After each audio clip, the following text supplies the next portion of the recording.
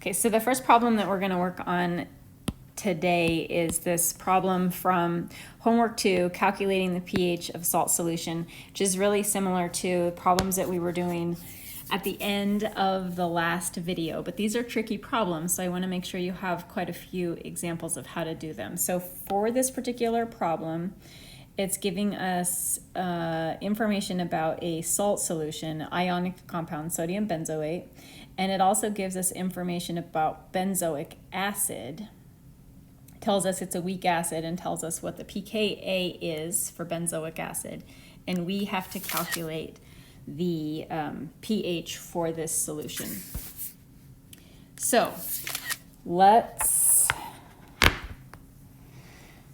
do this, and we're going to follow the exact same steps that I was using in section 16.10. So step 1 is going to be working on the ionic compound, which is sodium C6H5CO2. And we're going to write an equation for the total dissociation of this compound. It turns into sodium ions, Na+, and C6H5CO2-. And this is going to be one of the trickiest parts of these problems for you, is figuring out what the products are of this initial dissociation. So you want to look for things that you're used to seeing, like you're accustomed to seeing sodium as an ion, Na+. Like that's a pretty standard ion. And once you see that sodium ion is present, that tells you that the rest of the molecule is an anion. Even though you're not familiar with C6H5CO2, it has to be an anion, and it has to have a -1 charge because sodium has a +1 charge. So, you're just going to have to use clues and hints and information that you already know about normal cations and anions like sodium. So for the dissociation, we're going to make an ice table, starting with, the problem tells us we have 0.33 molar NaC6H5CO2. Initially, no products. This is a total dissociation. This first step is always a total dissociation. So that means that all of our sodium benzoate, NaC6H5CO2, all of that is going to dissociate. And because this is 1:1:1 stoichiometry, we know how much product we're going to get over here on this end. So then the next thing that we did in this problem when we were doing it in 1610 was we analyzed the products of this reaction. So we analyzed this guy, the sodium ion, and we analyzed the anion, and we tried to figure out which one was acidic or basic, looking at the rules that we came up with for determining the acidity or basicity of ions. So let's look back at that, go back to that in our notes.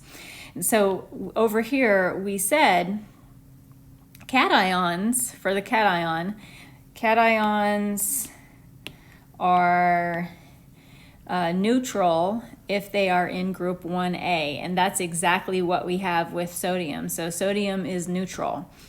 And then for anions, it says anions are neutral if they are one of these guys. Our anion is not one of these guys, which means that our anion must be basic. So let's take that information back to this problem.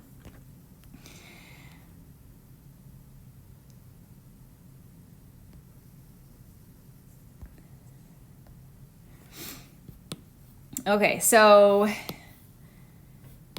we're back here, and we know that the sodium is neutral and the anion is basic.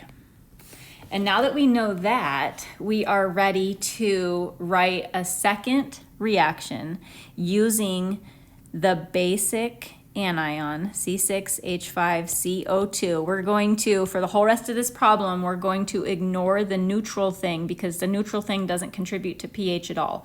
We're just now going to focus on the basic ion because it's contributing to pH. So like we've done for all of the equations in chapter 16, it's always going to be plus H2O. every single time. And then for predicting the products, since we said that this is a basic anion, basic things always produce OH minus in solution. That's a rule without exception. The basic thing is going to produce OH minus as one of our products, and to predict the other product, we have to ask ourselves, how did that OH minus come about? Well, the water molecule moved one of its hydrogens over to the anion. When it moved one of the hydrogens over to the anion, we ended up with C6H5CO2H. So there's our balanced equation. We're going to make an ice table, and this ice table we're going to fill in information from the ending of the previous ice table. So anything that we have from the ending of the previous ice table that we can fit into I, that's what we're going to do. For the C6H5CO2 from the previous ice table, we had 0.33. The previous ice table, though, did not have either one of these products, so they're going to be a 0. The change is minus x, because we don't know, this is equilibrium, we don't know how much is changing, plus x and plus x. And at the end, we are going to have 0.33 minus x, which we are going to assume is just 0.33. And we're going to have x and x.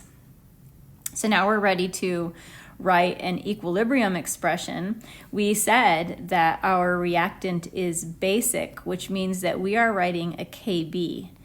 And our Kb is going to be the products, x squared, over the reactant, 0.33.